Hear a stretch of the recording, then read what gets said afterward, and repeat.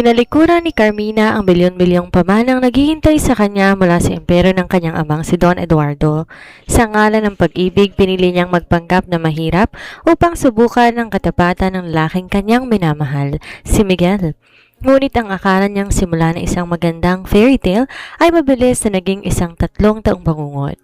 Sa loob ng isang makipot na apartment sa Pasay, ang dating prinsesa ay naging biktima ng walang patid na pang-aabuso, panlalait at pagtrato na parang katulong.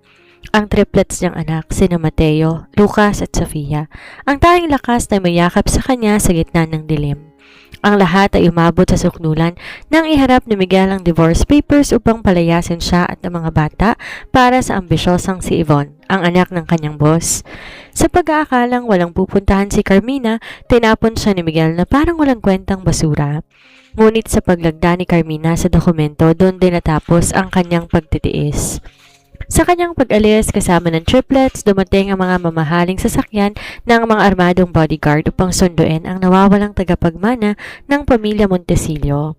Sa isang iglap, ang tinapon ni Miguel ay muling naging si Carmina Montesillo, ang nag-iisang CEO ng pinakamakapangyarihang conglomerate sa bansa. Gagamitin ni Carmina ang kanyang yaman at impluensya, hindi para sa madugong paghihiganti, kundi para bawiin ang kanyang dignidad at protektahan ang kinabukasan ng kanyang mga anak. At habang umaakit siya sa rurok ng tagumpay, dahan-dahan namang gugulong sa putik ang lalaking nagkanulo sa kanya. Ako ang inyong tagapagsalaysay, si Miss Sandra, na mag-ahatid sa inyo ng isang kwentong mapupuno ng emosyon, sakripisyo at ang di mapapantay ang lakas ng isang ina. Handa ba kayong masaksihan ang kwento ni Carmina Montesillo, isang babaeng tinalikuran ang bilyon-bilyong yaman para sa pag-ibig, naging biktima ng pang-aabuso at panlalait sa loob ng 3 taon, ngunit muling bumangon mula sa abo upang bawiin ang kanyang dignidad kasama ang kanyang triplets. Makiupo, mag-relax at subaybayan ang kabuuan ng Ang Lihim na Tagapagmana, ang pagbangon ni Carmina, dito lamang sa Ayesha TV. Malamig ang hangin na umihip sa malawak na balcony ng penthouse ni Don Eduardo Montesillo sa pinakatuktok ng Montesillo Tower sa Bonifacio Global City. Mula sa taas na yon, kitang-kita ang kumikislap ng mga ilaw ng buong Metro Manila, isang karbong tanawin ng yaman, impluensya at kapangyarihan na itinayo ng pamilya Montesillo sa loob ng mahigit 5 dekada. Ngunit para kay Carmina, ang nag-iisang tagapagmana ng pamilya, ang kagandahan ng mga ilaw sa ibaba ay walang anumang ningning sa sandaling iyon. Bawat tibok ng kanyang puso ay binabalot na matinding kaba habang nakatayo sa harap ng kanyang ama. Nababaliw ka na ba talaga, Carmina? Mariing tanong ni Don Eduardo, may hating galit at matinding pag-aalala sa boses ng matanda habang hawak ang kanyang paboritong Havana cigar. Ang usok mula rito ay dahan-dahan lumulutang sa hangin tulad ng tensyon sa pagitan nilang dalawa. Hindi ako nababaliw, Papa. Mahinahong sagot ni Carmina bagaman nanginginig ang kanyang mga kamay. Mahal ko si Miguel at handa akong patunayan sa iyo at sa buong mundo. Ng pag-ibig namin hindi nakatali sa pera o posisyon. Pag-ibig? Mabilis sa singhal ni Don Eduardo habang binabagsak ang kanyang kamay sa mamahaling narratable. Anong alam ng lalaki yan sa pag-ibig? Si Miguel Cruz isang simpleng empleyado lamang, isang junior clerk na walang maipagmamalaki, kundi ang kanyang matamis na dila at mga pangarap na wala namang pundasyon. Ipapalit mo ba ang buong imperyong tinayo ko mula sa dugo at pawis para sa isang taong hindi man lang kayang magbigay sa iyo ng buhay na kinasanayan mo? Lumapit si Carmina sa kanyang ama at lumuhod sa tabi ng upuan nito. Tiningnan niya ang mata ng matanda, mga matang sanay sa mundong puno ng negosyo, competition at pag-iingat. Papa, pinalaki mo ako sa karangyaan. Malumanay na pahayag ni Carmina habang nakatitig sa ama. Lahat ng gusto ko na ibigay mo, pero kailanman hindi ko naramdaman kung paanong mahalin ng walang kapalit. Gusto kong malaman kung mamahalin ako ni Miguel nang dahil sa kung sino ako bilang tao, hindi dahil ako si Carmina Montesillo na may bilyon-bilyong piso sa bangko. Natahimik si Don Eduardo. Ilang segundo siyang tumitig sa kanyang anak. Nakikita niya sa mata ni Carmina ang parehong katigasan ng ulo at paninindigan na meron siya nung kabataan niya. Kung gano'n, maibibigay akong pagsubok sa'yo. Carmina, malamig na sabi ng matanda. Lalabas ka sa pintuan ng bahay na to na walang dalang kahit ano. Walang credit cards, walang sasakyan, walang pera mula sa pamilya Montesillo, at walang anumang proteksyon mula sa akin. Magpanggap kang isang simpleng babae na walang yaman at walang pamilyang babalikan. Huminto si Don Eduardo at mariing tiningnan ang anak. Subukan mo ang sinasabi mong pag-ibig ni Miguel sa kabila ng kawalan at kahirapan. Ngunit tatandaan mo to, kapag gumakbang ka palabas ng pinto mamayang gabi, wag na wag ka nang babalik dito hanggat hindi mo napapatunayang tama ang naging desisyon mo. At kapag dumating na ang araw na masaktan kang lalaking yan, wag kang iiyak sa akin. Tumayo si Carmina, walang halong pag-aalinlangan sa kanyang dibdib. Pinalitan niya ang kanyang mamahaling designer dress ng isang simpleng bulsa at pantalon. Iniwan ang kanyang mamahaling mga alahas, pati na ang susi ng kanyang sports car. Isang lumang bag na lamang na naglalaman ng ilang pirasong damit ang kanyang dala. Paglabas ni Carmina sa Montesillo Tower, ramdam niya ang lamig ng gabi. Walang nag-aabang na driver. Walang nakabuntot na mga bodyguard. Sa unang pagkakataon sa kanyang buhay, mag-isa siyang haharap sa mundo bilang isang karaniwang mamamayan. Pumunta siya sa isang maliit na kainan sa Pasay kung saan nakatakda silang magkita ni Miguel. Nandun na ang binata, nakaupo sa isang lumang plastic na upuan habang naghihintay sa kanya. Si Miguel ay isang gwapong lalaki na may maamong mukha at matamis na pananalita. Mga katagang mabilis na nakabihag sa puso ni Carmina noong una silang magkakilala. Carmina! Mabilis tumayo si Miguel nang makita siya. Niyakap niya ito ng mahigpit. Alalang-alala ko sa'yo. Akala ko hindi ka na darating. Patawad kung nahuli ako. Miguel? Ngumiti si Carmina habang nakatingin sa lalaki. Tumingin si Miguel sa maliit na bag na dala ni Carmina. Nasaan ang mga gamit mo? At bakit nag-jeep ka na lang papunta rito? Nasaan ang sasakyan mo?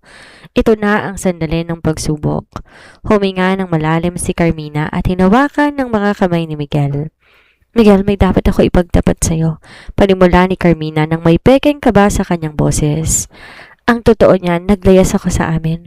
Nag-away kami ng pamilya ko dahil ayaw nila sa'yo. Tinakwil na nila ako, Miguel. Wala na akong pera, wala na akong bahay na babalikan, at wala na akong pamanang matatanggap. Ang dala ko lang ngayong gabi ang sarili ko at ang pagmamahal ko sa'yo. Kumislap ang gulat sa mga mata ni Miguel.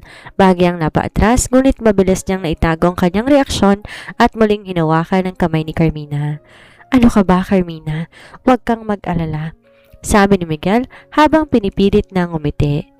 Hindi lamang pera ang habol ko sa'yo. Mahal kita at kakayanin natin to nang magkasama. Lilipat tayo sa inuupahan kong maliit na apartment sa Pasay. Magtatrabaho ko ng mabuti para sa atin. Sa sandaling yon, naniwala si Carmina. Naniwala siya na nahanap niya na ang lalaki na magmamahal sa kanya ng tunay at tapat, ang lalaking handang makisalo sa kanya sa kabila ng hirap at kawalan.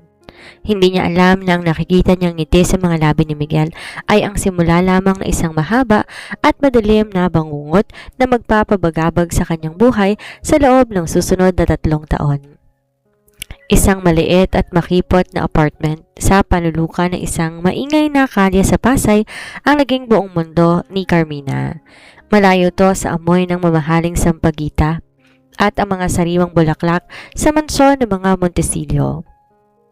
Dito ang amoy ng usok ng jeepney, basurang nag-aabang ng truck at ginisang bawang ng kapitbahay ang nagahari araw-araw. Sa kanilang unang linggo, pilit na inangkop ni Carmina ang sarili. Ang babaeng dating may katulong na nag-aayos ng kanyang higaan ay natututo ng magpagpag ng lumang kutsyon.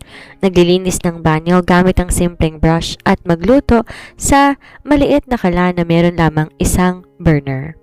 Lahat ng ito para sa pag-ibig?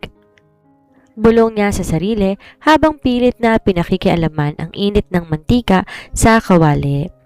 Sa simula, maayos si Miguel. Sweet ito.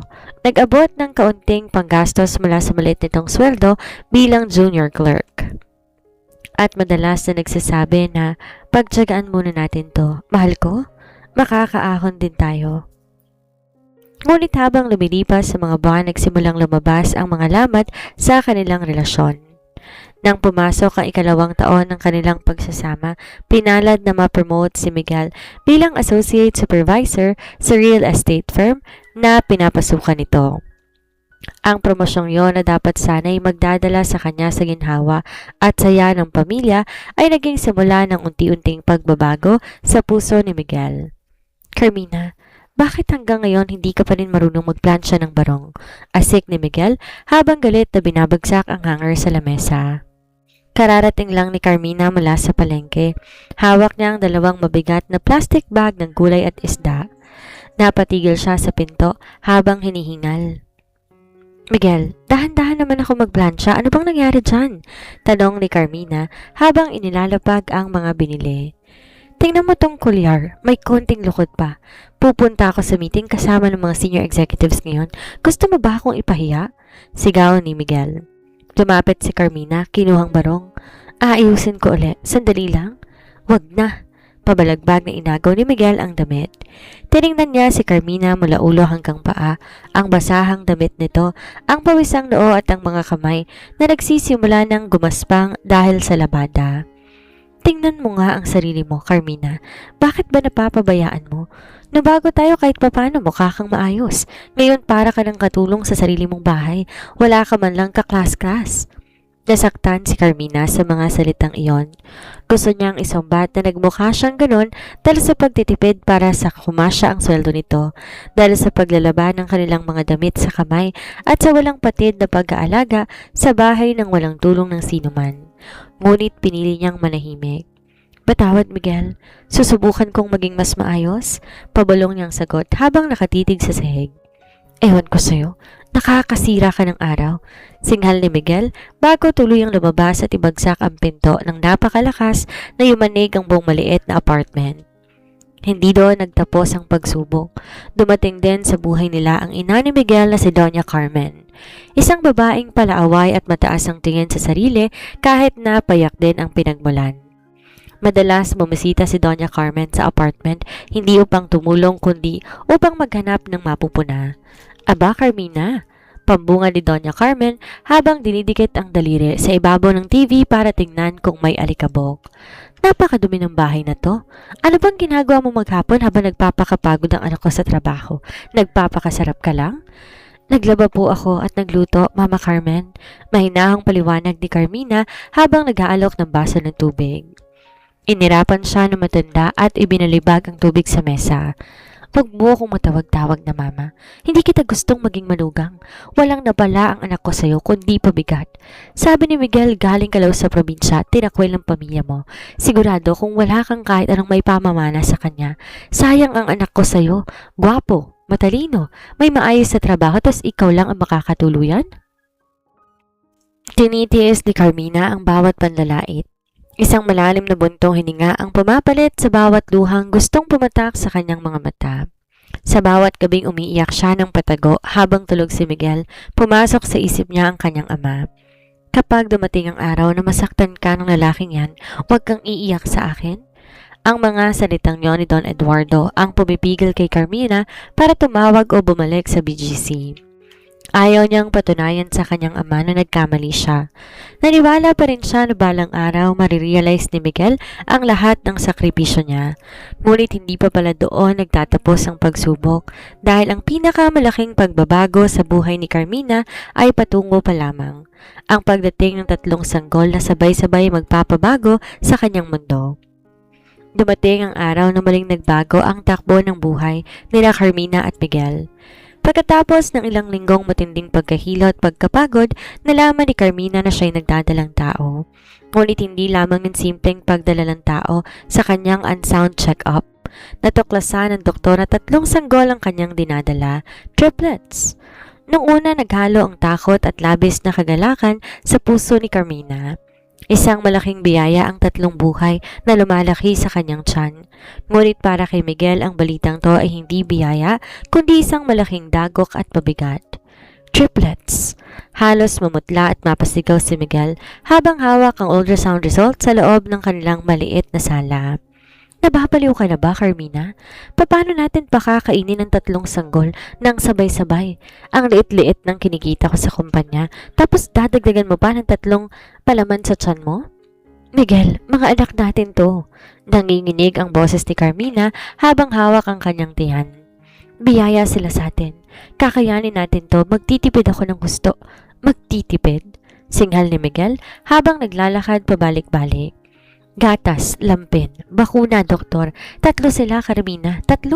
Imbes nakakaipon ako para sa sarili ko at sa future ko, mapupunta lang sa 3 bata lahat ng pera ko. Dahil sa reaksyon ni Miguel, mas lalo na lamang nagsumikap si Carmina. Sa kabila ng mabigat na pagdadalang tao, siya pa rin ang gumagawa ng lahat ng gawaing bahay. Hindi siya nagpapahinga. Sa bawat araw na lumalaki ang kanyang tiyan, mas lalong lumalayo ang loob ni Miguel sa kanya. Mas madalas tong umuwi ng gabi at laging nagdadahilan na napakarami raw nitong overtime sa opisina. Dumating ang araw ng panganak.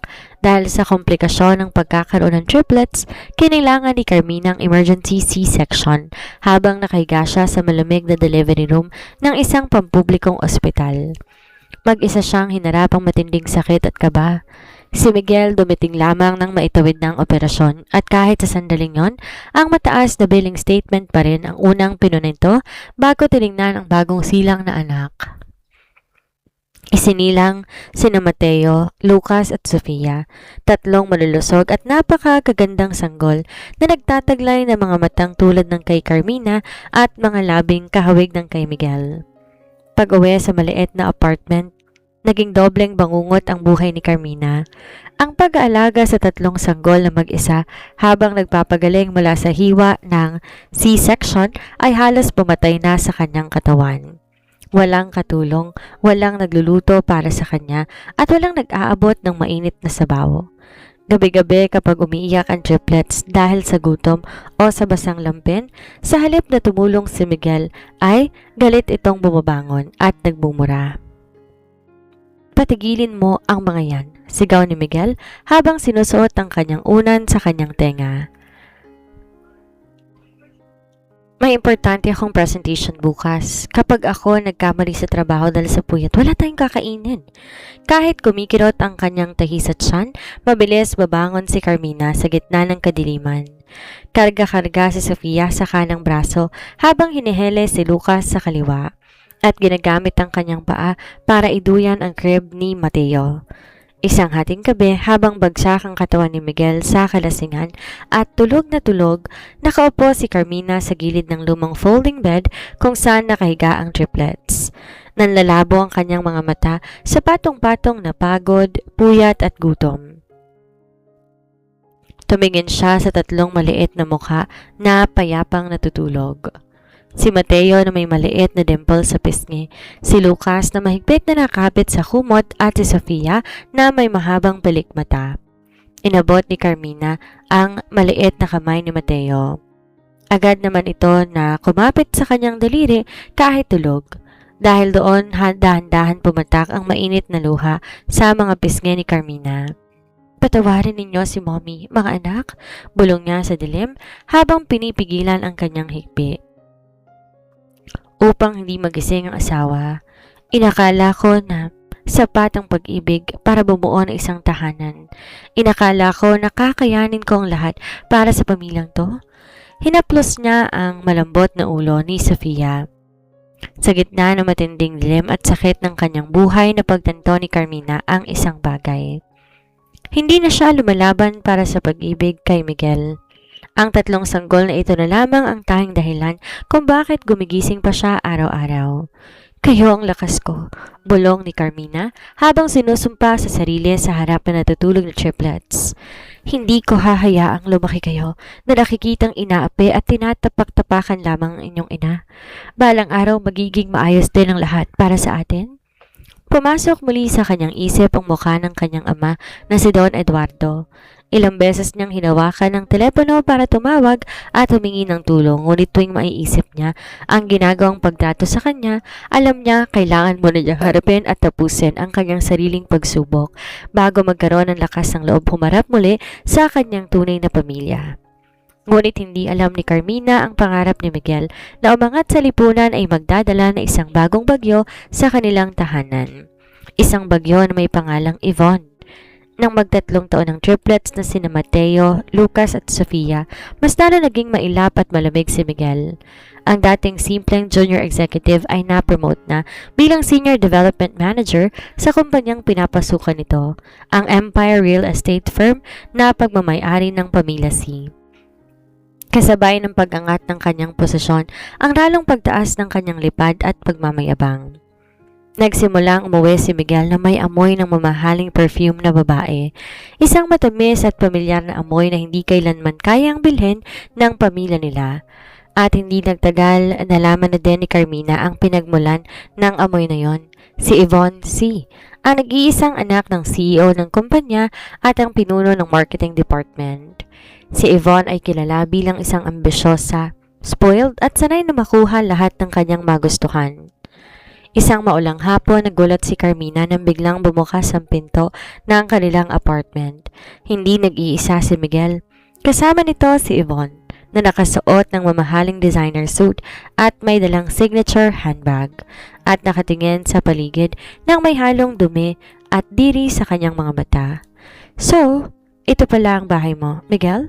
tanong ni Yvonne habang tinatas ang kanyang kilay at maingat na humahakbang sa lumang linoleum. Tumingin siya sa kisamang may merka ng tulo mula sa roong itaas. "I can't believe you actually live in a dump like this." Nakatayo si Carmina sa gilid ng maliit na kusina. Nakasuot ng luma at pambahay na duster habang pilit pinatatahimik si Sofia na naglalaro sa sahig kasama sina Mateo at Lucas. "Is this your maid?" Malamig at nang-uuyam na tanong ni Yvonne habang nakatingin kay Carmina mula ulo hanggang paa. Tumingin si Carmina kay Miguel, naghihintay na ipagtanggol siya ng asawa at sabihin nitong, "Siya ang asawa ko." Ngunit sa halip ipagtanggol siya, bahagyang tumawa si Miguel.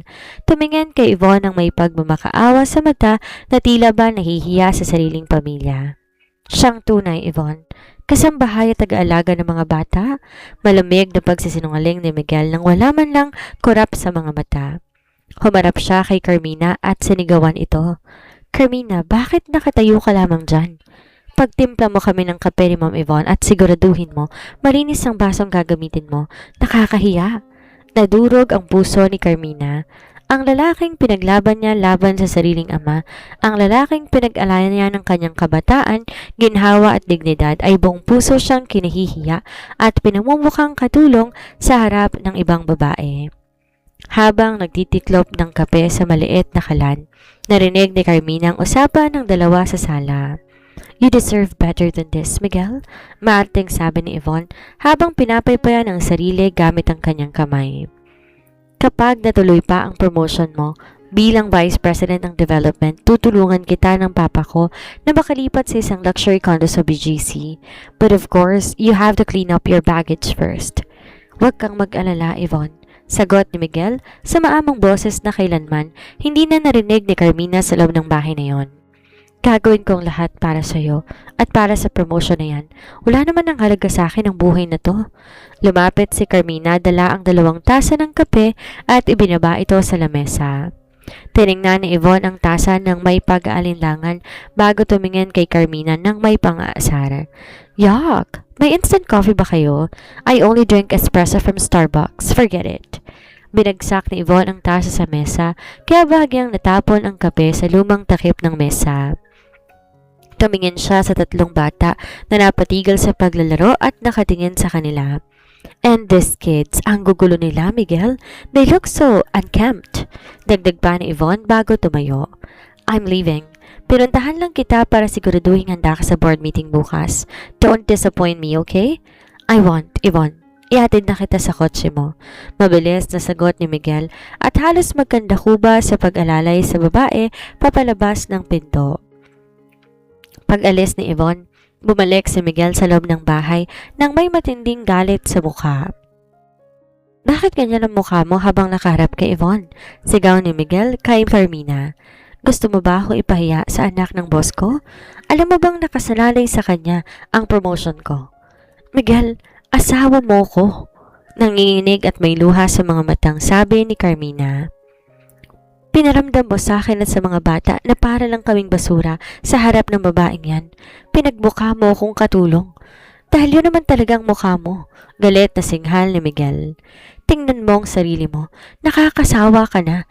Wala nang naidudulot sa akin ng kapaguran at pabigat. Si Yvonne kaya niyang ibigay sa akin lahat ng pangarap ko. Ikaw, wala kang may pagmamalaki.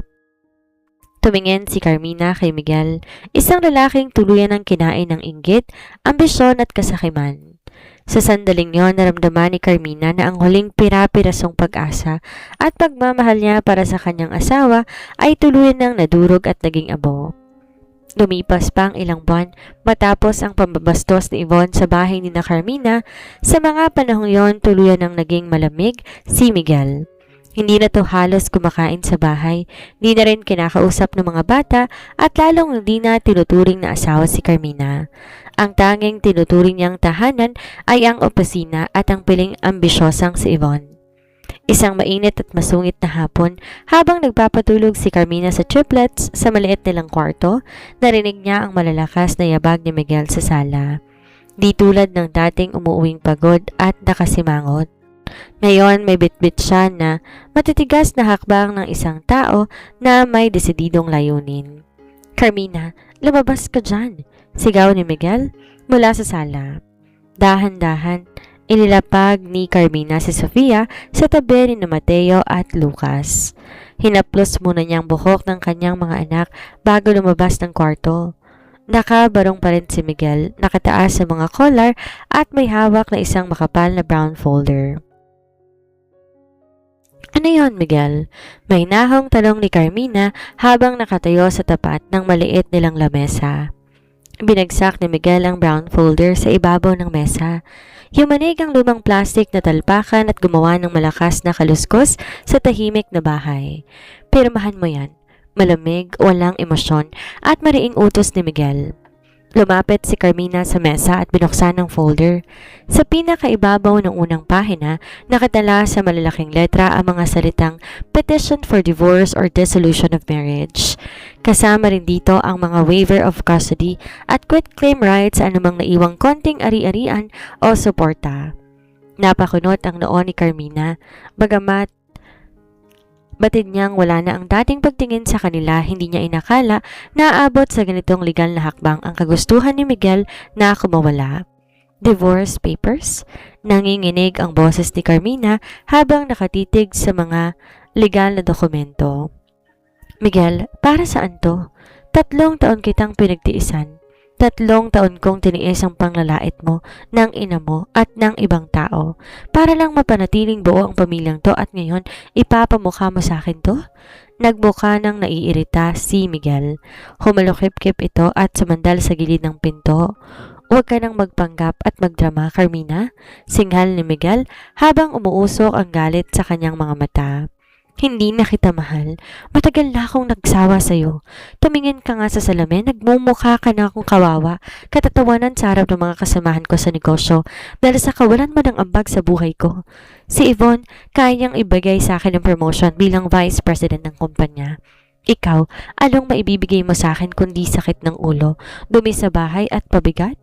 Paano mga bata, Miguel? Tanong ni Carmina. Ramdam ang matinding kirot sa kanyang dibdib, ngunit walang natitirang luha sa kanyang mga mata. Paano sina Mateo, Lucas at Sofia? Mga anak mo rin sila. Isama mo sila. Galit at pabalagbag na sigaw ni Miguel. Wala silang mapapala sa akin at wala rin akong panahon magpalaki ng bata habang inaakit ko ang pangarap ko. Total nasanay ka naman maging katulong at mag-alaga sa kanila, kayong magkasama. Lumayas kayo rito bago pa lumubog ang araw. Hinarap siya ni Miguel ng buong puot. Naniwalang walang pupuntahan si Carmina. Sa tingin niya ang babaeng nasa harap niya ay isang mahirap, walang pinag-aralan, walang pamilyang babalikan at walang kakayahang lumaban sa lipunan. Akalain mo bang may tatanggap pa sa'yo at sa 3 anak mo sa labas? Dagdag pa ni Miguel habang nanguyam na tumatawa. Wala ka nang mapupuntahan, Carmina. Isang malaking basura ka lang na itinapon ko ngayon para sa mas magandang kinabukasan ko. Tumingin si Carmina sa mukha ng lalaking minsang pinag-alayan niya ng kanyang buong buhay at karangyaan. Nakita niya ang kasakiman, ang kawalan ng utang na loob at ang matinding kababaan ng moralidad nito. Sa sandaling yon, ang takot sa kanyang puso ay tuluyang pinalitan ng isang matigas at malamig na determinasyon. Tumingin si Carmina sa mga papel na nakalatag sa lamesa. Pagkatapos, dahan-dahan siyang tumingin sa pinto ng maliit na silid kung saan natutulog at naglalaro ang kanyang triplets. Sa sandaling yon, mayroong isang mahalagang bagay na tuluyang namatay sa loob ng kanyang dibdib. Ang huling pira-pirasong pag-ibig, awa at pag-asang natitira para kay Miguel. Wala nang natitirang alinlangan. Kumuha si Carmina ng ballpen mula sa kanyang lumang bag. Sa kabila ng panginig ng kanyang mga daliri, nung una, naging mabilis, diretso at buo ang bawat sulat ng kanyang lagda sa bawat pahina ng mga dokumento. Binaba niya ang ballpen at iniharap ang pirmadong papel kay Miguel. "Salamat, Miguel," pabulong ngunit matatag na sabi ni Carmina habang nakatitig ng diretso sa mga mata ng lalaki. Bahagyang nagulat si Miguel sa kawalan ng luha at pagmamakaawa sa mukha ng asawa. "Salamat? Salamat sa ano? Sa pagpapasensya ko sa iyo at sa pagpapatira sa iyo rito ng 3 taon?" Pagmamayabang nito habang kinukuha ang brown folder. "Salamat sa pagpapakita kung sino ka talaga," malamig na sagot ni Carmina. "Salamat dahil sa wakas, binalik mo sa akin ang kalayaan ko. Dito natatapos ang pagtitiis ko sa iyo." Hindi kumibo si Miguel, ngunit pinalitan niya ito na isang sarkastikong ngiti. "Magaling. Tingnan natin kung hanggang saan makakarating ang kalayaan mo habang nagpapalimos ka sa kalsada kasama ng 3 anak mo." Bilis na pumasok si Carmina sa silid.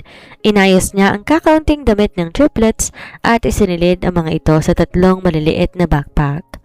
Wala siyang kinuha para sa sarili, kundi mga simpleng damit na binili niya gamit ang sariling ipon sa paglalaba at mga lumang laruan ng mga bata. Gising na sina Mateo, Lucas at Sofia. Tumingin sila sa kanilang ina ng may pagtataka. "Mommy, saan po tayo pupunta?" tanong ni Lucas, halatang hawak ang kanyang maliit na stuffed toy. "Pupunta na tayo sa bago nating tahanan, mga anak," nakangiting bulong ni Carmina habang hinahaplos ang kanilang mga mukha. "Isang lugar kung saan walang manlalait sa inyo." Hawak ang 2 kamay ng 2 sa mga bata habang karga ang isa, lumakad si Carmina palabas ng kwarto patungo sa pintuan ng apartment. Nakatayo si Miguel sa tabi ng pintuan, nakahalukip-kip at may nang-uuyam na tingin sa kanyang mag-iina. "Paalam, Carmina," huling salita ni Miguel bago tuluyang isara ang pinto habang nagmamataas sa kanyang akalang tagumpay. Lumakad si Carmina palabas ng eskinita, walang luhang pumapatak sa kanyang mga pismi. Bawat hakbang niya palayo sa lumang bahay na yon, hindi hakbang na isang talunan, kundi hakbang na isang babae na handa nang bawiin ang kanyang tunay na pagkatao. Bitbit ang 3 maliit na backpack habang karga-karga si Sofia. Nakakapit naman sa kanyang magkabilang kamay sina Mateo at Lucas. Marahang naglakad si Carmina papalabas na makipot na eskinita ng Pasay. Ang sikat ng araw ay mainit na, at ang maingay na sound ng mga jeep at tricycle nagdodoble kara sa katahimikang naghahari sa kanyang dibdib. Nakatayo sila sa gilid ng malaking kalsada. Tumingin si Mateo sa kanyang ina. Ang maliit nitong daliri ay mahigpit na nakahawak sa baspado at magaspang na kamay ni Carmina. "Mommy, mainit po. Saan po tayo matutulog?" tanong ng batang si Mateo na may inosenteng pag-aalala sa kanyang mga mata. Ngumiti si Carmina, isang tunay at magaan ng ngiti na hindi naipinta sa kanyang mukha sa loob ng 3 taon. Yumuko siya, tinalikan ng noon ng anak. "Huwag kayong mag-alala, mga anak. Pupunta na tayo sa bahay ng lolo ninyo. Doon, ililigtas ko kayo mula sa kanyang bulsa." Inilabas ni Carmina ang isang lumang prepaid phone, ang tanging bagay na tinago niya mula pa nung gabi ng kanyang pag-alis sa palasyo ng mga Montesillo. Binuhay niya ito at dinaya ng isang numerong kabisado ng kanyang puso sa isip kahit nakapikit pa siya. Sa ikatlong ring may sumagot sa kabilang linya. Ang boses ay may edad na, may otoridad, ngunit baka sa matinding pagkagulat at panginginig. "Carmina, anak? Papa, Pabulong na sagot ni Carmina at sa unang pagkakataon, matapos ng 3 taon may isang luhang pumatak sa kanyang mga mata. Hindi dahil sa sakit kundi dahil sa ginhawa. Papa, natapos na po ang pagsubok. Sunduin niyo na po kami ng mga apo ninyo. Hindi umabot ng 15 minuto, ang tahimik at simpleng kalsada sa Pasay ay biglang nagbago nang marinig ang malakas at sunod-sunod na ugong ng mga mamahaling makina. 4 na makinang at itim na Maybach sedan at 2 malalaking bulletproof SUV ang mabilis suminto at pumalibot sa pwesto ni na Carmina. Mabilis bumaba mula sa mga sasakyan ang higit sa 10 lalaking nakaitim na barong. May mga earpiece at formal na postura, mga personal security detail ng Montecillo Group. Agad pinalibutan ng mga bodyguard ang lugar upang bigyan ng proteksyon si Carmina at ang triplets. Ang mga taong naglalakad sa kalsada at ang mga driver ng jeep ay napatigil. Napakalaki ng mga mata na nakatitig sa hindi kapanipaniwalang eksena. Bumukas ang pinto ng gitnang Maybach. Lumabas doon ang isang matandang lalaki na nakasuot ng pasadyang tailored suit. May hawak na gintong tungkod at merong aura na isang tao na nagmamay-ari ng kalahati ng lungsod. Si Don Eduardo Montecillo. Dahan-dahang lumakad ang matanda patungo kina Carmina. Nanginginig ang kanyang mga kamay habang nakatitig sa anak na payat, nakasuot ng lumang pangbahay na duster at may mga bakas ng pagod sa mukha. Ngunit nang tumingin si Don Eduardo sa 3 maliliit na bata na nakatayo sa tabi ni Carmina, ay pumatak ang luha ng matandang bilyonaryo. Papa, lumapit si Carmina, yumakap sa kanyang ama. Yumakap ng mahigpit ang matanda. Sobra na, anak. Tama ng 3 taon nating paghihirap. Nahanap na ulit kita. Umuwi ka na sa tunay mong tahanan. Tumingin si Don Eduardo sa 3 bata. Lumuhod ang matandang bilyonaryo sa tapat ni na Mateo, Lucas at Sofia. Kayo ba ang mga apo ko? Ako ang lolo ninyo. Mula ngayong araw na ito, walang sino man sa mundong ito ang makakapang-api sa inyo o sa mommy ninyo. Pinalibutan ng mga bodyguard ang mag-iina habang maingat silang inaalalayan, pumasok sa loob ng malamig at napakagandang interior ng Maybach. Habang umaandar ang convoy ng mga sasakyan palayo sa Pasay patungo sa Forbes Park, tumingin si Carmina sa bintana. Sa isang iglap ang itinapon na basura at tinuturing na katulong ni Miguel Cruz muling nagbalik. Si Carmina Montecillo ang nag-iisang prinsesa at tagapagmana ng pinakamakapangyarihang imperyo sa bansa. Makalipas ang 3 buwan, tuluyan ng nagbagong ikot ng mundo para kay Carmina. Wala na ang babaeng may maruming duster, nagusot na buhok at mga kamay na nagmamarka sa sugat mula sa labada. Sa loob ng 3 buwan na pamamalagi sa mansyon ng Montecillo sa Forbes Park, ginamit ni Carmina ang bawat araw upang magpagaling at magbalik ng kanyang lakas. Hindi lamang sa pisikal na anyo, kung hindi sa kanyang isip at espiritu. Sa tulong ng mga pinakamagagaling na doktor, nutritionist at personal trainers, nagbalik ang kanyang angking ganda at karisma. Ngunit higit sa lahat, nagbalik ang matalas na isip na isang babaeng pinalaki at sinanay sa mundo ng malaking negosyo bago pa man niya makilala si Miguel. Sa BGC, sa loob ng pinakamalaking boardroom ng Montecillo Tower, ay nakatayo si Carmina sa harap ng mga board of directors at investors ng Montecillo Global Holdings. Nakasuot siya ng pasadyang Chanel power suit na kulay midnight blue, nakatali ng maayos ang kanyang buhok at mayroong mga matang puno ng otoridad at dignidad. Sa kanyang tabi nakaupo ang kanyang ama na si Don Eduardo na may proud na ngiti sa kanyang mukha. Ladies and gentlemen, formal na pahayag ni Don Eduardo habang itinuturo ang kanyang anak. I would like to officially introduce the new Chief Executive Officer and President of Montecillo Global Holdings, my daughter, Carmina Montecillo. Nagpalakpakan lahat ng miyembro ng board. Humarap si Carmina sa kanila ng may kumpiyansa. Salamat sa tiwala. Mahinahon ngunit matatag na panimula ni Carmina.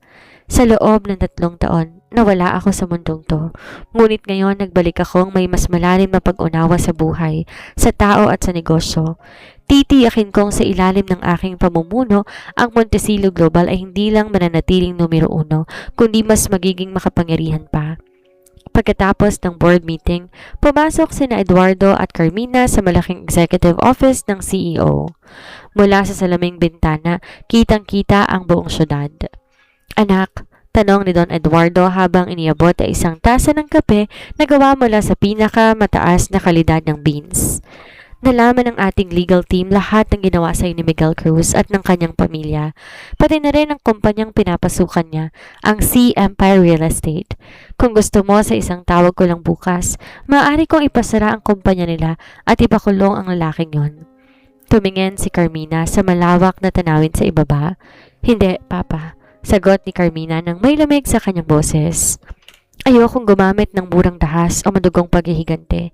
Hindi ko kailangan magpakababa sa level nila. Ang gusto ko lang bawiin ang dignidad na tinapon at tinapak-tapakan nila at protektahan ang kinabukasan ng aking mga anak. Anong plano mo? Tanong ng ama. Ngumiti si Carmina, isang ngiti na may dalang matalinong taktika.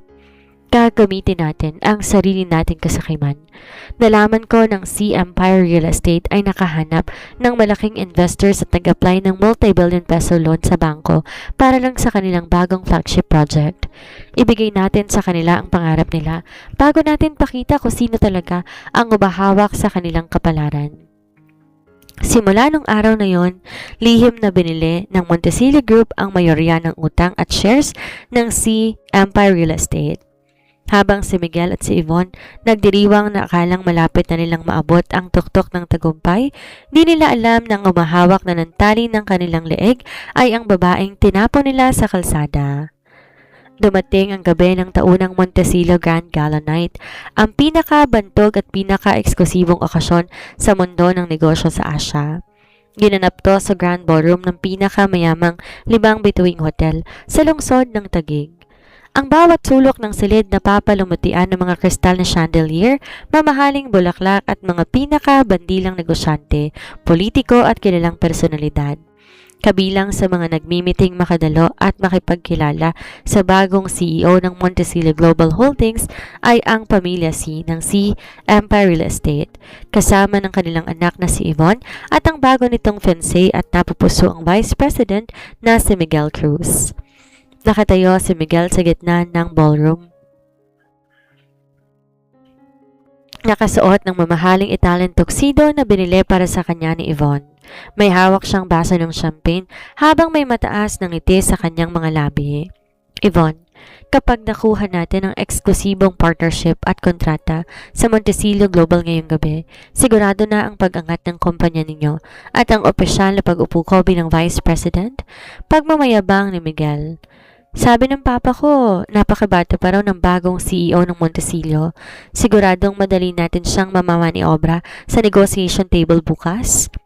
Mabuti na lang talaga at nakawala ako sa lumang bahay ko. Bulong ni Miguel sa sarili niya na may halakak. Kung kasama ko pa rin ang walang kwenta kong ex-wife at ang 3 pabigat na bata, hindi ko mararanasan ng tumayo sa gantong klase ng lugar. Biglang namatay ang mga pangunahing ilaw sa ballroom. Isang maliwanag na spotlight ang nakatutok sa gintang entablado habang dahan-dahang tumahimik ang buong bulwagan. Lumapit ang Master of Ceremony sa mikropono. Ladies and gentlemen, welcome to the new era of Montecillo Global Holdings. Please welcome our CEO and President, Ms. Carmina Montecillo. Nagsimulang magpalakpakan ang lahat ng tao. Mula sa likod ng entablado, dahan-dahang lumakad ang isang napakagandang babae patungo sa gitna. Nakasuot siya ng isang mamahaling floor-length emerald green gown na gawa ng sikat na French designer. May kwintas na gawa sa purong diamante at mayroong tindig at karismang nagpatahimik sa buong silid. Nang tumapat ang mukha ng babae sa malaking LED screen sa ballroom, napatigil si Miguel. Nabilaukan siya sa kanyang iniinom na champagne.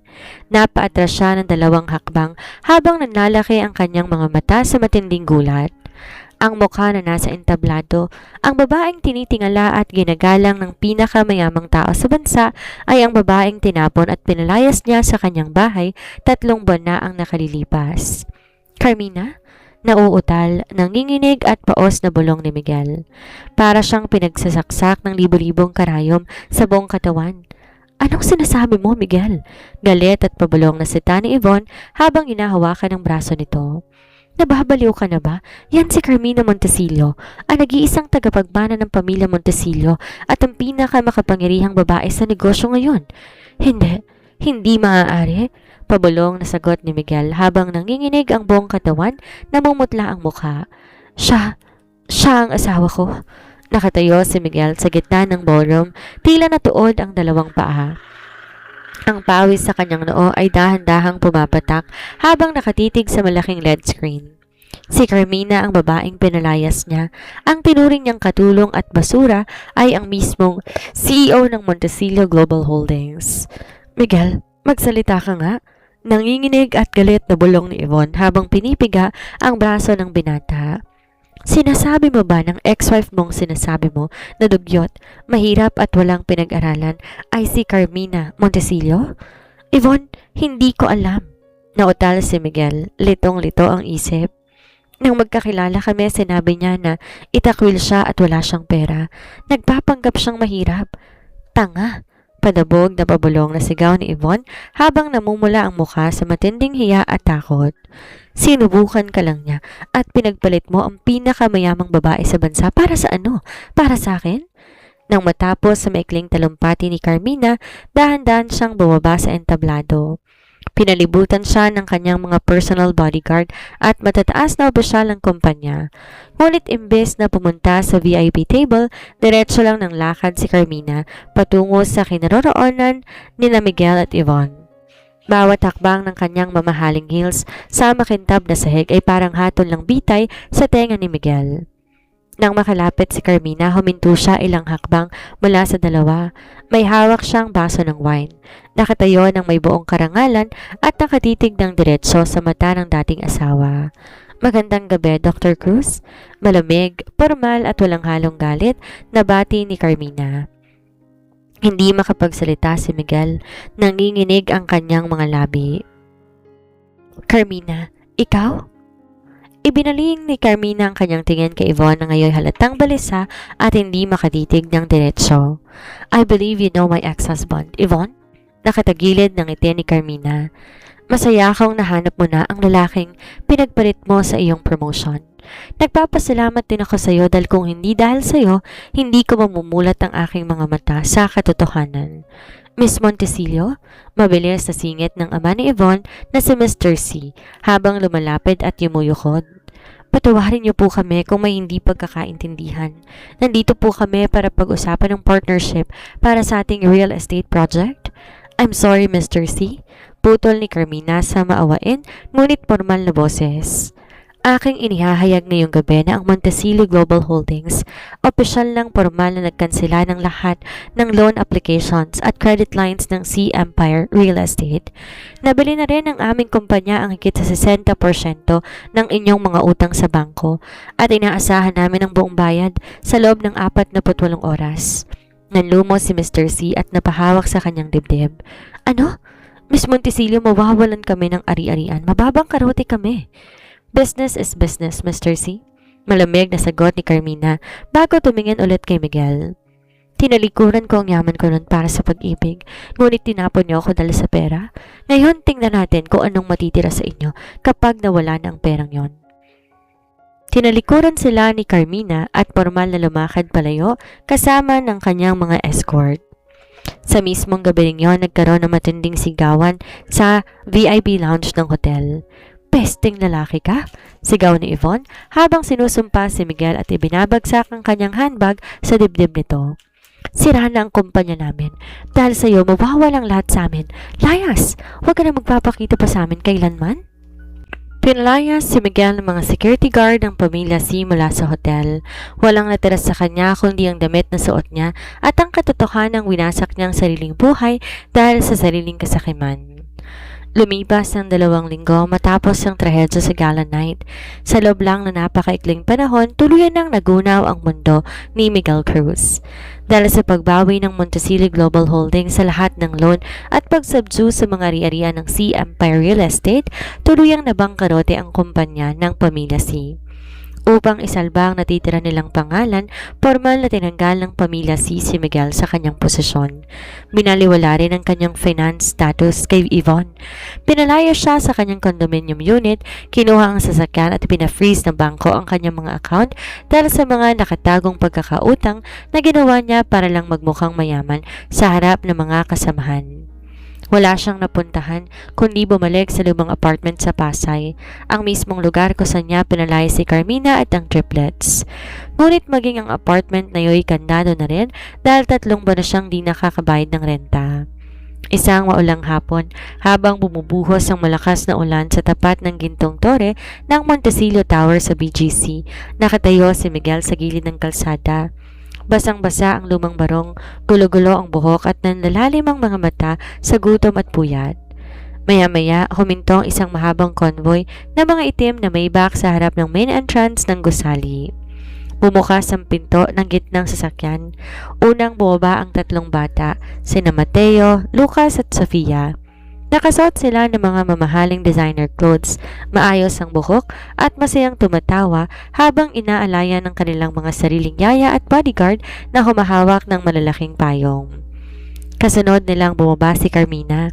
Nakasuot siya na eleganteng white tailored suit. May dalang signature leather bag at merong ningning ng isang tunay na reyna. "Carmina!"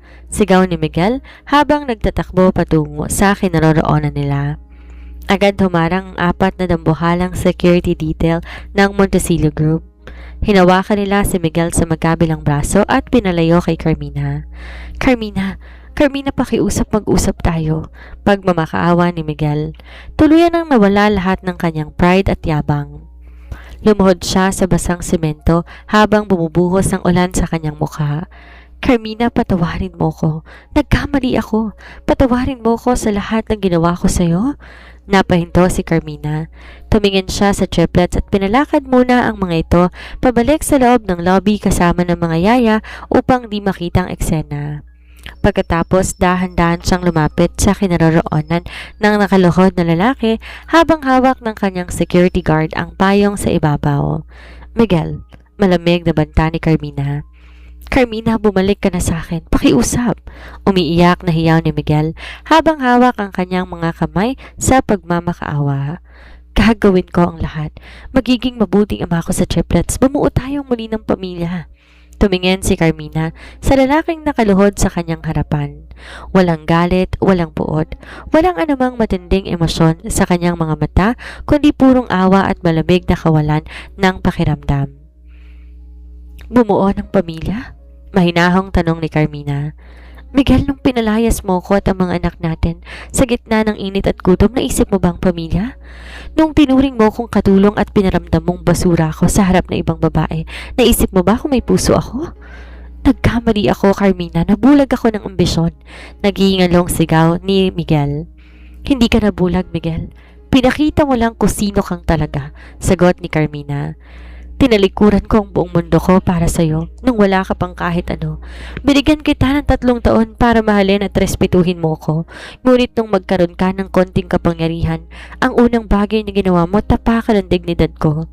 Lumapit pa ng bahagya si Carmina, yumuko ng kaunti para makipagtitigan sa lalaki. "Hindi ako bumabalik sa lugar kung saan ako'y tinapon, Miguel. At ang mga anak ko, hindi sila lalaki sa piling ng isang amang kinahiya sila para sa pansariling interes. Pagbayaran mo lahat ng ginawa mo, hindi sa pamamagitan ng galit ko, kundi sa pamamagitan ng sarili mong mga maling desisyon." Tinalikuran siya ni Carmina at tuloy-tuloy na lumakad pabalik sa loob ng makintab at garponsang lobby ng Montecillo Tower. Nilalabas ng mga bodyguards si Miguel mula sa property habang ito ay patuloy na umiiyak, lumuluhod at sumisigaw sa gitna ng matinding ulan at hagupit ng tadhana. Dahan-dahan, nagsara ang mga glass door ng Montecillo Tower. Pinalabo ng ulan at paos na pagmamakaawa ni Miguel sa labas. Sa loob ng malawak at malamig na lobby, huminto si Carmina upang ayusin ang kanyang suit jacket. Lumapit sa kanya sina Mateo, Lucas at Sofia. Tumingin si Mateo sa pinto nang may halong pagtataka. Ang kanyang maliit na mata. "Mommy, si Daddy po ba yung nasa labas?" Pabulong na tanong ng bata. Yumako si Carmina at pinantayan ang antas ng kanyang mga anak. Hinaplos niya ang pisngi ni Mateo at tinignan silang tatlo ng may matatag at maamong ngiti. "Mga anak, ang nakaraan ay mananatili na sa nakaraan." Mahinahong paliwanag ni Carmina habang hawak ang kamay ng triplets. "Ang mahalaga ngayon ay magkakasama tayo at walang sino man ang makakapanakit sa atin muli. Maliwanag ba?" "Opo, Mommy," sabay-sabay na sagot ng tatlo habang kumakapit sa kanyang mga binti. Sumakay sila sa isang pribadong elevator patungo sa pinakatuktok na palapag ng gusali. Sa bawat pag-akyat ng numero sa display board, ramdam ni Carmina ang paggaan ng kanyang dibdib. Ang matinding bigat na dinala niya sa loob ng 3 taon, ang sakit ng panlalait, ang lamig ng kapabayaan at ang takot para sa kinabukasan ng kanyang mga anak ay tuluyan na ngang napawi. Sinalubong sila ni Don Eduardo sa malawak na salas. Nakasindi ang fireplace at nakahanda ang isang masaganang hapunan para sa pamilya. "Naging maayos bang lahat sa kumpanya ngayon, anak?" Tanong ng matanda habang kinukuha si Sofia para kargahin. "Opo, Papa," nakangatingalang sagot ni Carmina nang may totoong ngiti sa kanyang mga labi. "Naituwid ko na ang lahat ng dapat ituwid. Naisara ko na ang pintuan ng aking nakaraan." Tumingin si Don Eduardo sa kanyang anak nang may matinding pagmamagaling. "May natitira pa bang galit o puot sa puso mo para sa lalaking yon?" Umiling si Carmina habang pinagmamasdan sina Mateo at Lucas na masayang naglalaro sa malawak na carpet. "Wala na po, Papa," malumanay niyang sagot. Ang galit ay isang uri ng pagkakatali sa isang tao. "Ngayon wala na ako nararamdamang kahit ano para kay Miguel, ni galit, ni pait. Ang natitira na lang sa puso ko ay kapayapaan at pasasalamat sa bagong simulang binigay sa amin." Pagkalipas ng ilang buwan, naging ganap at matagumpay ang pamumuno ni Carmina sa Montecillo Global Holdings. Sa ilalim ng kanyang pamamahala, naglugsad ang kumpanya ng mga malalaking livelihood at housing programs para sa mga kapuspalad at mga abusadong kababaihan sa lipunan. Isang advocacy na malapit sa kanyang puso dahil sa kanyang sariling karanasan. Si Miguel naman tuluyang nawala sa mundo ng negosyo. Dahil sa pagkasira ng kanyang reputasyon, walang kumpanyang naglakas loob na kumuha sa kanya. Bumalik siya sa probinsya, baon sa utang at namumuhay sa gitna ng panghihinayang sa mga bagay na ginawa at sinayang niya. Isang hapon, nakatayo si Carmina sa malawak na balkonahe ng mansyon sa Forbes Park habang nakatingin sa paglubog ng araw. Hawak niya ang isang tasa ng mainit na tsaa habang ang hangin ay marahang humahaplos sa kanyang buhok. Lumapit ang triplets mula sa kanyang likuran, tumatakbo at masayang tumatawa. "Mami, tingnan niyo po ang ginuhit ko," sigaw ni Sofia habang pinapakita ang isang papel kung saan nakaguhit ang isang mas malaking bahay, 4 na tao at isang malaking araw. "Napakaganda, Sofia." Hinalika ni Carmina ang ulo ng anak. Niyakap silang tatlo ng sabay-sabay habang nakatingin sa kumikislap na kalangitan. Napangiti si Carmina. Natutunan niya na ang tunay na lakas ng isang babae ay hindi nasusukat sa kung gaano karaming sakit ang kaya niyang tiisin para sa iba, kundi sa kanyang lakas ng loob na tumayo, bumangon at bawiin ang kanyang sariling dignidad mula sa mga abo ng nakaraan. Nahanap na niya ang kanyang tunay na fairy tale, hindi sa piling ng isang lalaking nangako ng pag-ibig, kundi sa sarili niyang wakas at sa walang kapantay na pagmamahal ng kanyang mga anak. 5 taon ang mabilis na lumipas. Matapos ng huling paghaharap sa tapat ng Montecillo Tower, ang mga bakas ng lumang duster, ng pagod mula sa paglalaba sa malamig na semento at ng matinding sakit sa puso ni Carmina, tuluyan ng napalitan ng katahimikan at kasaganaan. Sa BGC, ang pinakabantog at pinakamalaking Child Development Center, ang Montesilio Hope Academy, ay opisyal nang nagbukas ng pintuan nito. Ito ay isang proyekto na personal itinayo at pinondohan ni Carmina para sa mga batang nangangailangan at mga solong magulang na gustong makabangon sa buhay. Sa loob ng malawak at makulay na playroom ng akademya, masayang nagtatakbo ang 8 taong gulang na triplets. Si Mateo na ngayon kilala sa kanyang talino sa chess at matematika, si Lucas na mahilig magpinta at mag-drawing ng mga gusali, at si Sofia na may angking ganda at lambing na nagpapatunaw sa puso ng kanyang lolo na si Don Eduardo. "Mommy, tingnan niyo po!" sigaw ni Lucas habang pinapakita ang kanyang ginuhit na larawan. Lumapit si Carmina, nakasuot ng simpleng maong at cream-colored silk blouse. Lumuhod sa tabi ng anak. Tinignan niya ang drawing, isang malaking bahay na may malawak na hardin, 3 bata, isang magandang babaeng may korona, at isang matandang lalaking may tungkod. "Sino mga to, Lucas?" tanong ni Carmina habang hinahaplos ang buhok ng anak. "Si Lolo po na may tungkod. Kami naman po yung 3 bata at ikaw po yung reyna," masayang sagot ni Lucas. "Kasi po ikaw ang pinakamalakas at pinakamagandang mommy sa buong mundo." Napadikit ang labi ni Carmina sa pisngi ni Lucas at niyakap ito ng mahigpit. Maya-maya pa, lumapit din sina Mateo at Sofia at sumiksik sa yakap ng kanilang ina. Sa bawat tibok ng puso ng kanyang mga anak, ramdam ni Carmina na wala na siyang anuman na hinahanap pa sa buhay. Sa kalagitnaan ng hapon, habang naglalaro ang mga bata sa ilalim ng pangangalaga ng mga guro at ng bodyguard, lumabas si Carmina sa balkonahe ng akademya para uminom ng kape. Lumapit sa kanya ang kanyang matalik na kaibigan at chief legal counsel ng kumpanya na si Attorney Clarissa. "Carmina, formal ngunit may halong lambing na bati ng abogado. Nais ko lang ipagbigay alam sa iyo ang balita tungkol sa dating pamilya ng ex-husband mo." Napatigil si Carmina, dahan-dahang ininom ang kanyang kape. "Anong nangyari sa kanila, Clarissa?" Si Miguel, nagtatrabaho siya bilang isang ordinaryong encoder sa isang maliit na kumpanya sa Laguna. Paliwanag ng abogado. "Nabalitaan din namin ang kanyang inang si Doña Carmen. Nagkasakit at napilitang ibenta ang huling maliit na lupa nila sa probinsya para lamang sa gamot. Madalas daw silang mag-away sa kawalan ng pera at sa paulit-ulit na pagsisisi kung bakit kanila pinalayas noon." Natahimik si Carmina. Tumingin sa malayo, sa maunlad na syudad na nakapalibot sa kanila. "At si Yvonne?" tanong ni Carmina. "Naipagbili ng pamilya C ang karamihan sa kanilang ari-arian para makabayad sa utang," sagot ni Attorney Clarissa. "Nakibang bansa si Yvonne para magtrabaho bilang isang junior clerk sa isang maliit na agency sa gitnang silangan. Malayo na to sa karaniang kinasanayan niya." Huminga ng malalim si Carmina. Walang tuwa sa kanyang mukha habang naririnig ang balita, ngunit wala ring awa o galit. "Ang tadhana nga naman," pabulong na sabi ni Carmina. "Di mo kailangan magtanim ng sama ng loob sa mga taong nanakit sa'yo. Ang buhay mismo ang gumagawa ng paraan para magturo ng leksyon sa mga taong kinakain ng kasakiman at inggit. Wala ka na ba talagang balak na pahintulutan si Miguel na makita ang triplets balang araw?" tanong ni Clarissa. Tumingin si Carmina sa loob ng playroom kung saan masayang tumatawa ang kanyang 3 anak habang kasamang kanilang lolo na si Don Eduardo.